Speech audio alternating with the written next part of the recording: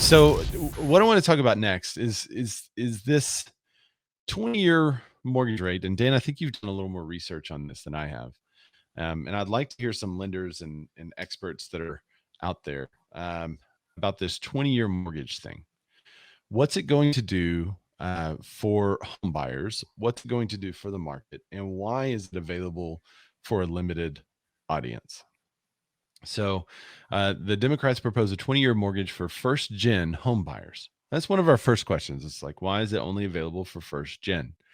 Right. The raft of legislation designated to spur first time home ownership in America seems to grow by the minute.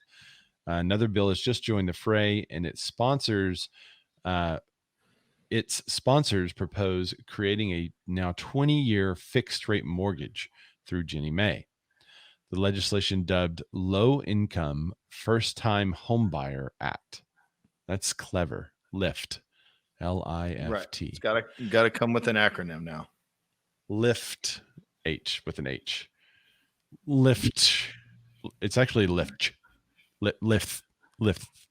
Because it's a TH. They left off the H. Low income first time home buyer. They forgot the H. So it's LIFT. Yeah. The LIFT Act would create a program through the Department of Housing and Urban Development. It is. It's LIFT. It's like Mike Tyson saying it. The LIFT Act. It's the new LIFT Act. Sorry. I'm gonna hit him and I'm gonna apply for the new LIFT Act. The LIFT Act.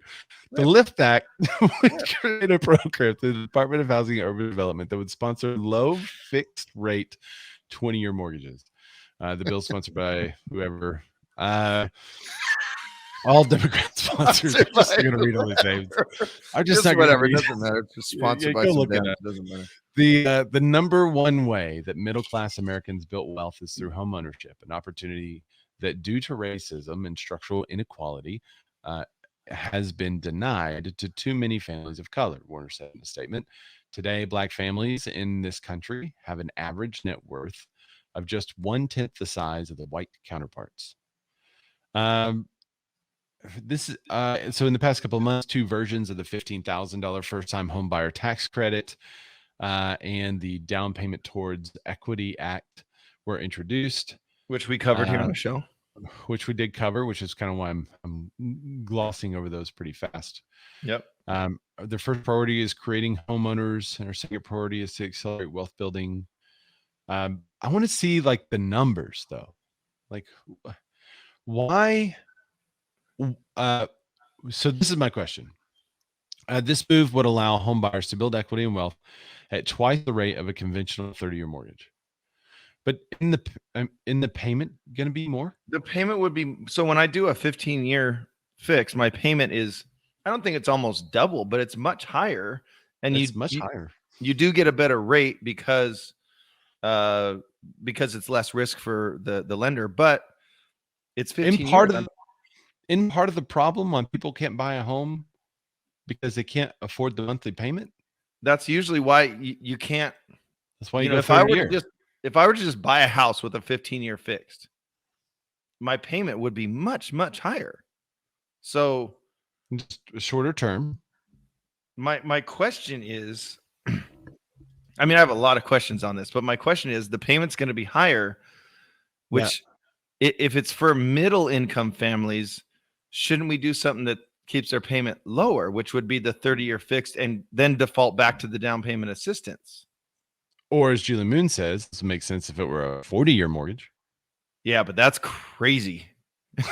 But it lowers the payment, right? It does lower the payment. She's going to where, because that lowers the payment, because ultimately them getting paid back. I don't know. I'm wondering who's going to take advantage of this. I feel like if you could afford the payment on a 20-year mortgage, then you're probably going to be pretty good for a 30-year. I mean, you just pay more and then pay it off faster. If you can afford just get the 30-year, have a better payment, and then start building equity and putting money away to save it. I guess the rate's a little more. What percentage of people stay in their home 20 years? That's low at this point. I mean, especially with I wonder what the 5-year comparison of equity would be. Wasn't it for It was 3 to 5 years for a while, wasn't it? Like the last, like 2017 to 19. Now it's more like 5 to 7. Isn't it trending that way now? But it's still not 30 years. Juan Bruno said he had to run. I'm going to try to ping him back in though. I said no worries, and now I'm going to ping him. Well, and you got to remember, if you know, the longer the mortgage, the more interest they're going to pay as well. But yeah, what is driven by coming up with a 20% down? Is it just getting them into a home, or keeping their payment lower so it's less risk and more likely that they'll pay back the note? Right. These are all great questions. Christian Harris, do you have the answer? I see you down there. Paul T, he's got his hand raised. Let me bring up. Let's use some group think. So let me bring up Clubhouse, and any of you that are in the comments too, especially D Jones. D said, "I feel like people are paying 40 years now." I'd love to hear. Was that a cattail that just went by on the? Yep. Yeah. All right, Paul. They literally ignore me. They ignore me until the second we start the podcast. So, Paul, I'm sure you want to comment on this part because that's when you raise your hand. So I'm going to come right to you. Tell us who you are, where you work, and tell me what you think about this 20-year mortgage thing. Is this a good thing? Is it going to make a difference? What's it going to do? That's a good question. So Paul T, this is Paul Tollefson. I'm with Synergy One Lending, but I haven't read all of the details on it completely yet because they're still kind of fleshing that out, I think. However, here's some thoughts.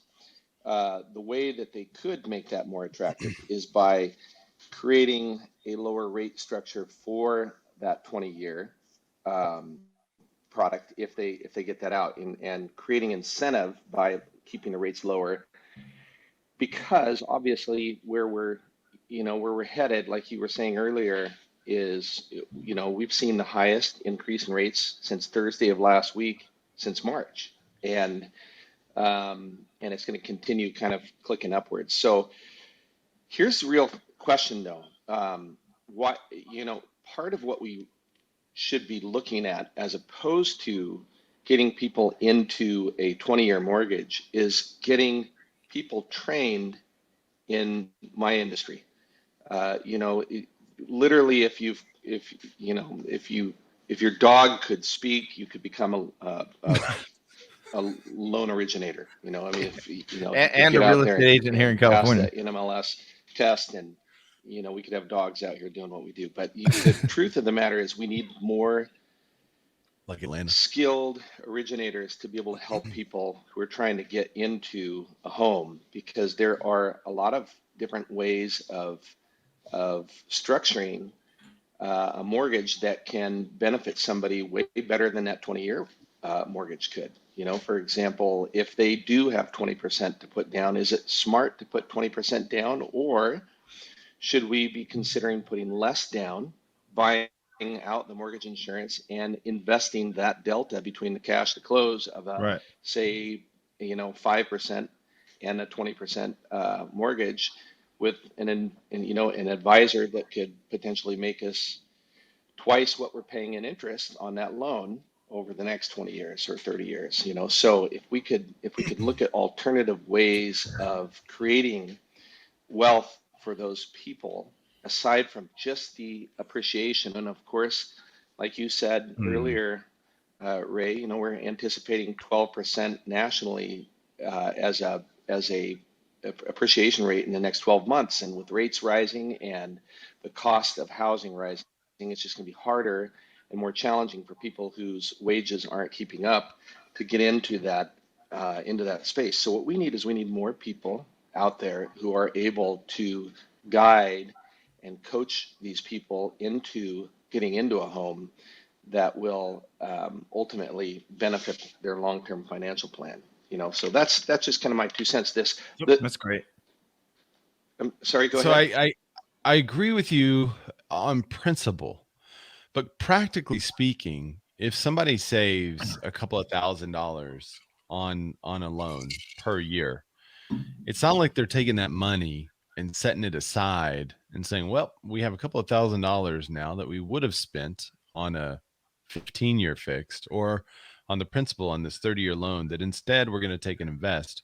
That's not practically what is happening in mortgages. And what what is actually happening is people are saying, well, all I have to put down is this.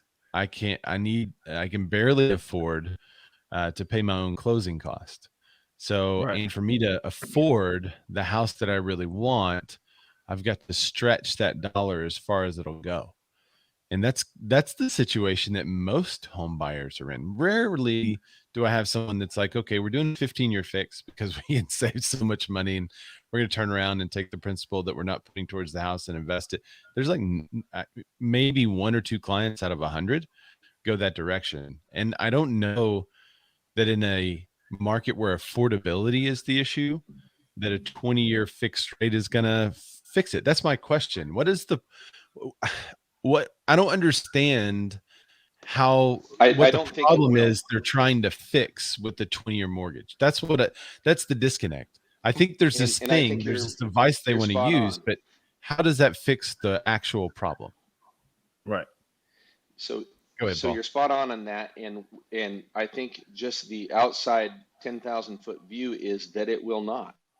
And I think that it's a challenging. This is a scenario where we have a you know a governmental body trying to put together a solution that has no understanding of what they're putting out there What the at actual same problem time. is. I think this is where we get into trouble in politics and our economics of housing, is that we don't have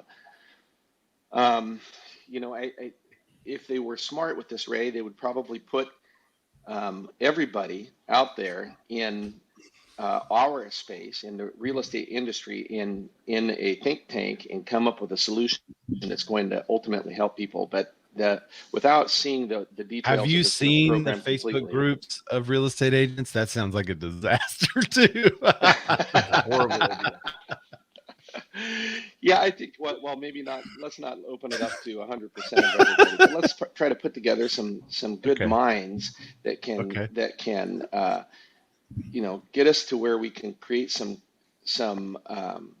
confidence in the public in the decisions that we're putting out there around creating these things. Now, they're gonna build this program, the 20% down program, and it'll be much like several other programs that have come out in the last year and earlier, where we have options Seems 20-year mortgage. to put people into a loan that ultimately don't get used because it just doesn't make great financial sense for a lot of people. Truthfully, why a put money 15-year and effort mortgage towards doesn't make this? great financial sense.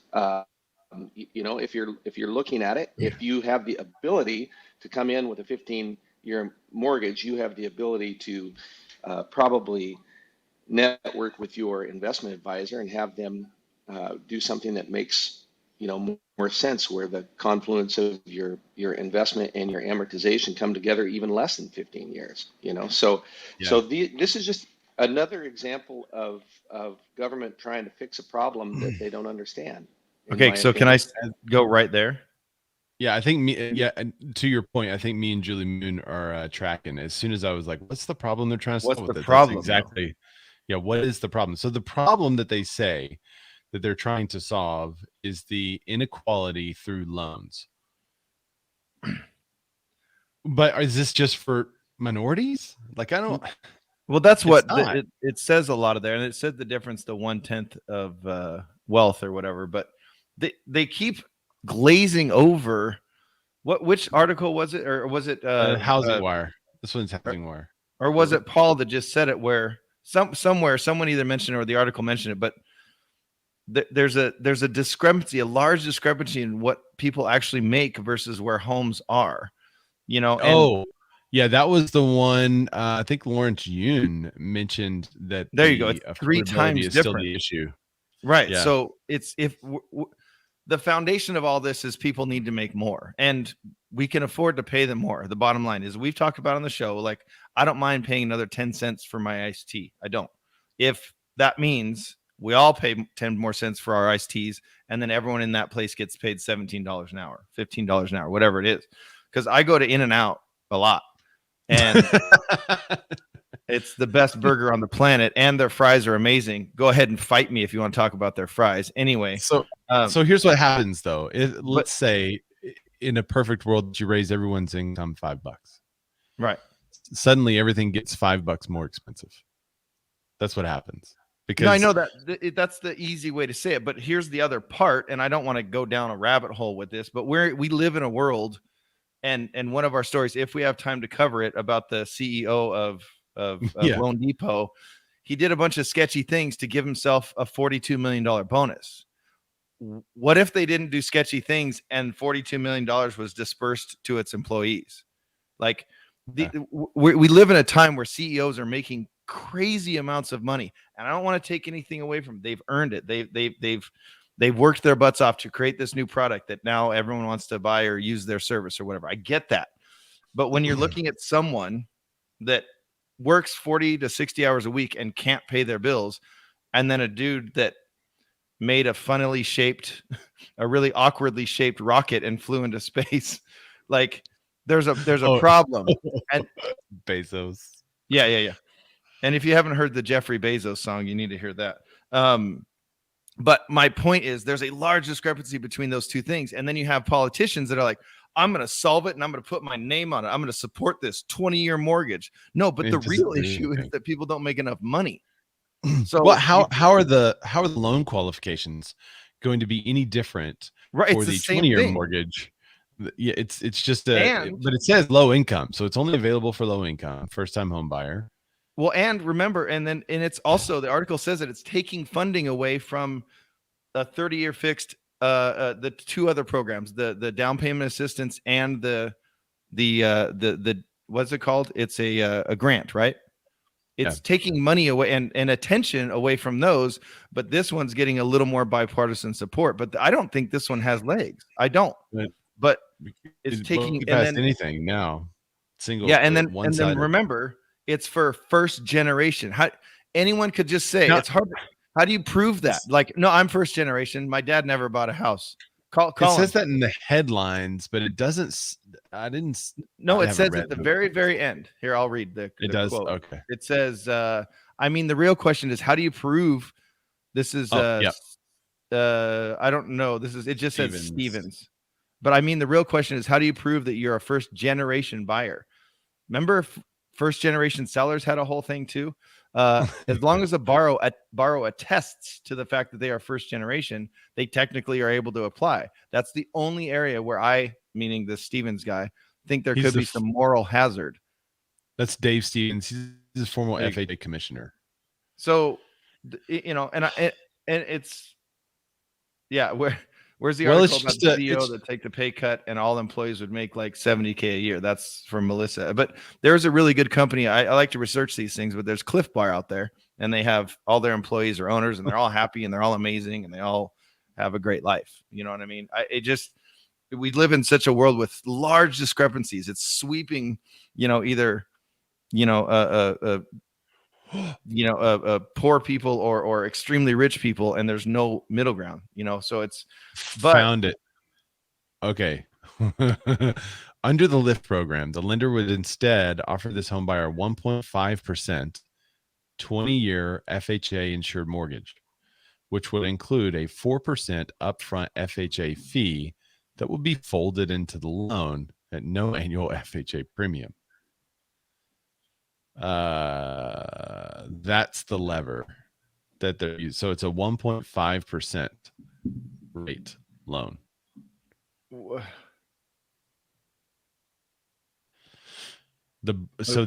It compares a monthly payment of $970 for a 30-year to a $1,004 20-year fixed.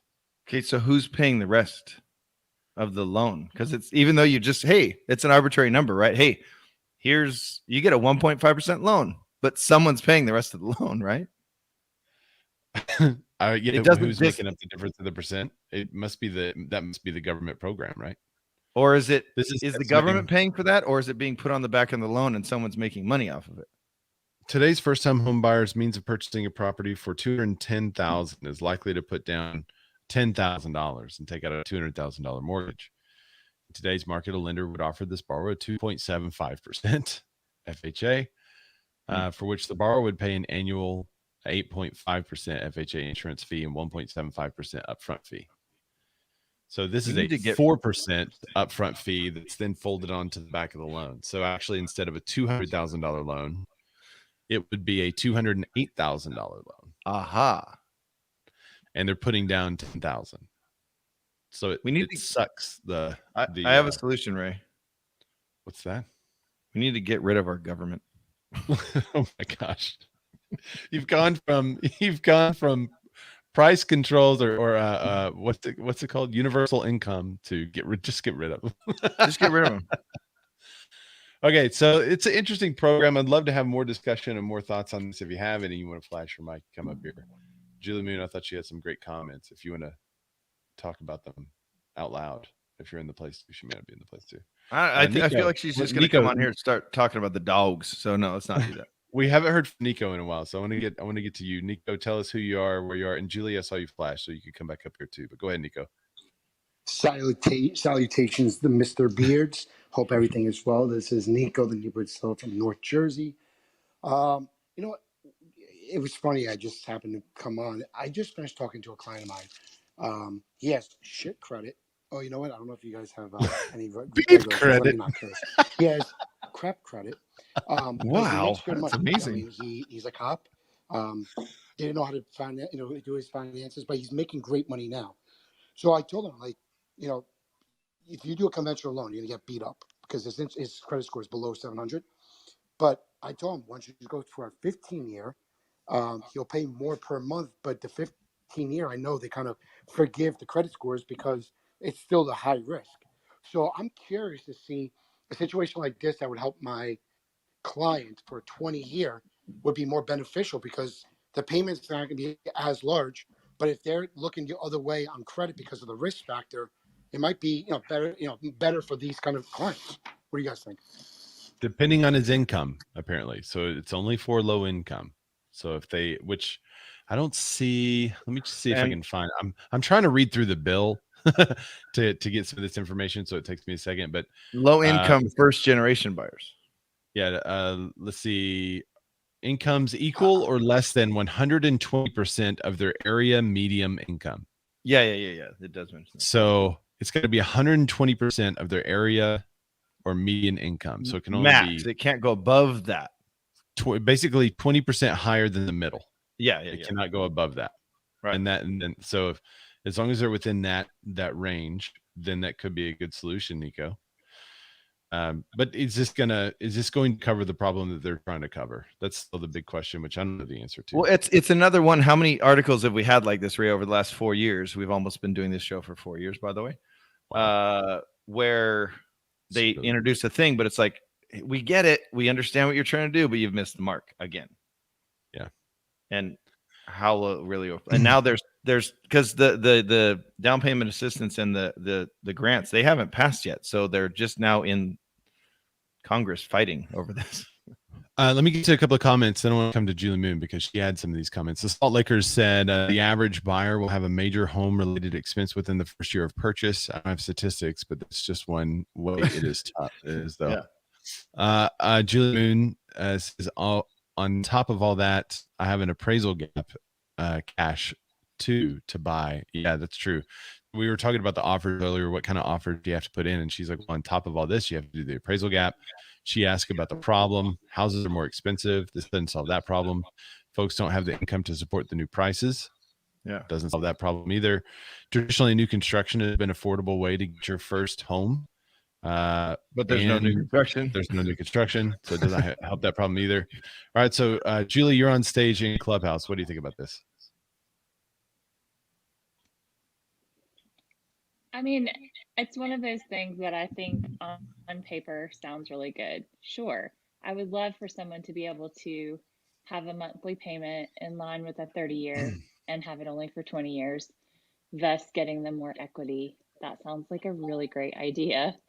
But the fact remains that there's still, this doesn't solve any of those things that I was just saying. And we read those comments. And it makes me sad that I have friends and clients who are now unless they get a better job or their income increases greatly, there now are no houses in our area that are under $200,000.